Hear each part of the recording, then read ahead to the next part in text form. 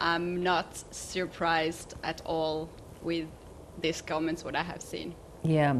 Why do you think there is this sort of belief system in the chess world that women, their prowess is lower than that of men? Well, it is based on the history because basically it has been that chess was somehow men's sport and men's game, and it's pretty much dominated by the men. There are not too many women in the top players with a high rating because of the different reasons, and that is why people are somehow judging us. Not for our chess abilities, but our looks and the way how we're talking, the way how we're dressed, and so on and so on. Yeah, and it must be quite annoying when you've reached the heights like you have. She talked about even when she was playing, you know, hearing comments made about her. Did you experience similar things when you were playing? Absolutely. I think every woman chess player has experienced this. I have to mention that chess community and chess players are very supportive. I cannot say that I'm getting negative comments all the time. No. I think I'm getting about 70-80% positive comments, and they are very supportive, but there is some people somehow thinks that they can talk about my appearance or other players' appearance or how weak we are in chess, and somehow that hits us.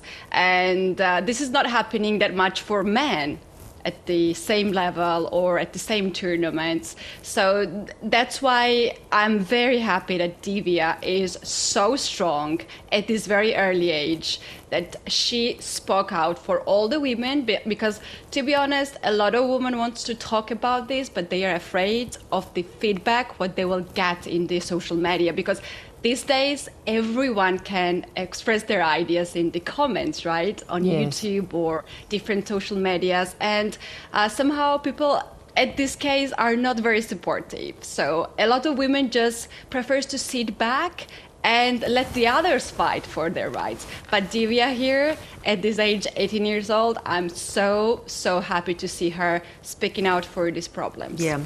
Do you think it'll spark the governing body to try and do something to mitigate it? I mean, even encouraging more women to come into chess.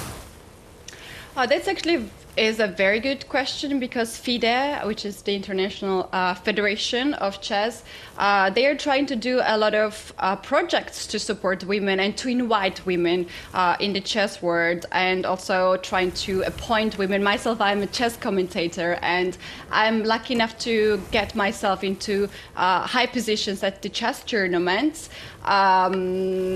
Once in a while. And about the support for women, there are some criteria. Very often they are putting something in the regulation that they have teams, for instance, chess teams have to have women, at least one woman. In fact, there is a big tournament coming up in the chess world, Chess Corporate Tournament.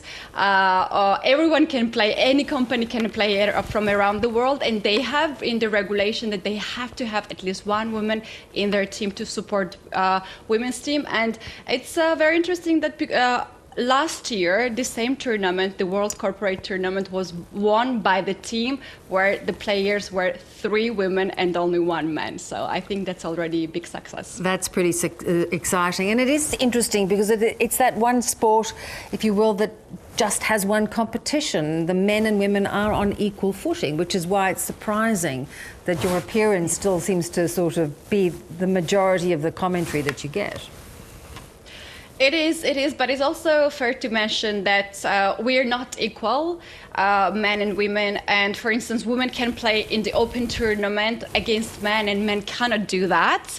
So a lot of people are upset about that too, but this is somehow a positive way to support women to stay in the chess and don't look for the other careers, especially the critical ages like 16, 17, when women are making their decision to study some profession or, I don't know, to find their way out. And a lot of people are just stopping playing chess. When men at this age, they are continuing to play and they are working harder and they're achieving more and more. So this is somehow a cultural thing, and I think we need a little bit more support and a little bit more understanding from men's sides to let us improve ourselves, because as I said earlier, it is not fair to say that we are as strong as men in chess by the rating. You can define that by the rating. So highest rated man is 200 or 300 rating points ahead of women, which is a lot. But this is because of the culture and this is because of the history. Women just started to play some years ago chess, and we need some time to improve ourselves. So that is interesting. So there is that discrepancy at this point. I guess in many ways chess is a reflection, because it is so male dominated, of many industries in life where women run into these problems, isn't it? It is true. This domination, for instance, it's very much visible at the high-level chess tournaments.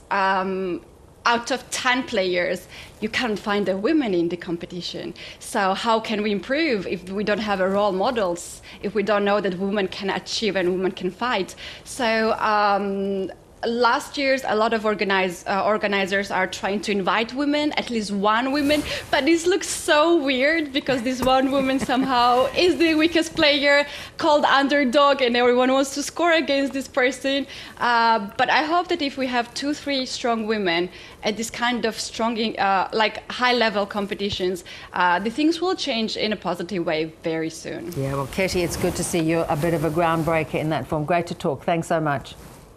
Thank you so much.